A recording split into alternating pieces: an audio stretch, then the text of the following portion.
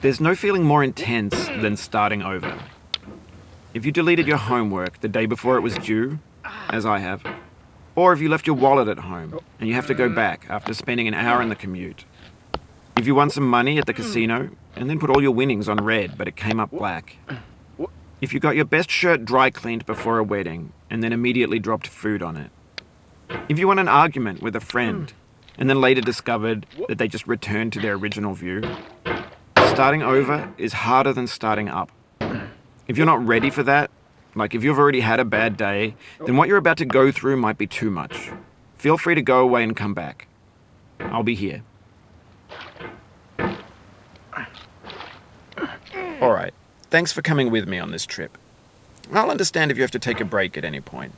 Just find a safe place to stop or quit the game. And don't worry, I'll save your progress, always. Even your mistakes.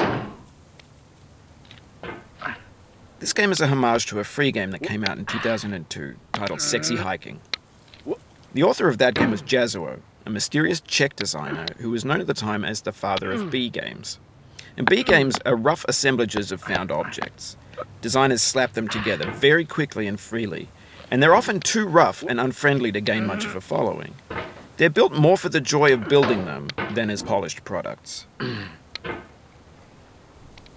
In a certain way, Sexy Hiking is the perfect embodiment of a B game. It's built almost entirely out of found and recycled parts, and it's one of the most unusual and unfriendly games of its time. In it, your task is simply to drag yourself up a mountain with a hammer. And that act of climbing, in the digital world or in real life, has certain essential properties that give the game its flavor. No amount of forward progress is guaranteed. Some cliffs are too sheer or too slippery. And the player is constantly, unremittingly in danger of falling and losing everything. Anyway, when you start Sexy Hiking, you're standing next to this dead tree that blocks the way to the entire rest of the game. It might take you an hour to get over that tree, and a lot of people never got past it. You prod and you poke at it, exploring the limits of your reach and your strength, trying to find a way up and over. And there's a sense of truth in that lack of compromise. Most obstacles in video game worlds are fake. You can be completely confident in your ability to get through them once you have the correct method or the correct equipment or just by spending enough time. In that sense, every pixelated obstacle in Sexy Hiking is real.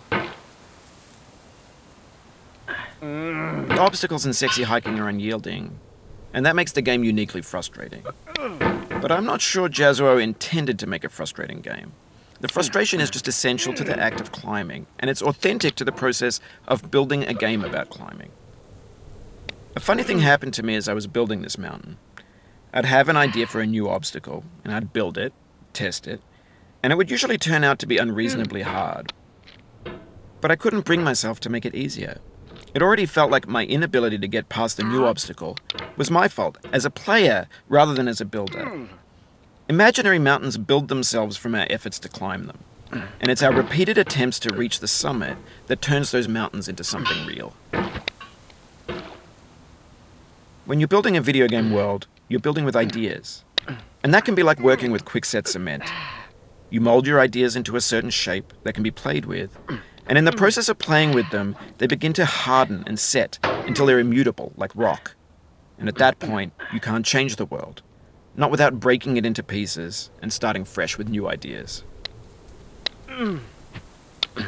For years now, people have been predicting that games would soon be made out of prefabricated objects, bought in a store and assembled into a world. And for the most part, that hasn't happened, because the objects in the stores are trash. I don't mean they look bad or that they're badly made, although a lot of them are. I mean they're trash in the way that food becomes trash as soon as you put it in the sink. Things are made to be consumed and used in a certain context, and once the moment is gone, they transform into garbage. In the context of technology, those moments pass by in seconds.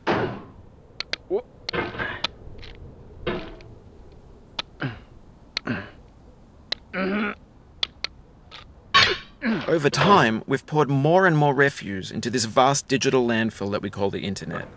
It now vastly outnumbers and outweighs the things that are fresh and untainted and unused. When everything around us is cultural trash, trash becomes the new medium, the lingua franca of the digital age. And you can build culture out of trash, but only trash culture. B games, B movies, B music, B philosophy.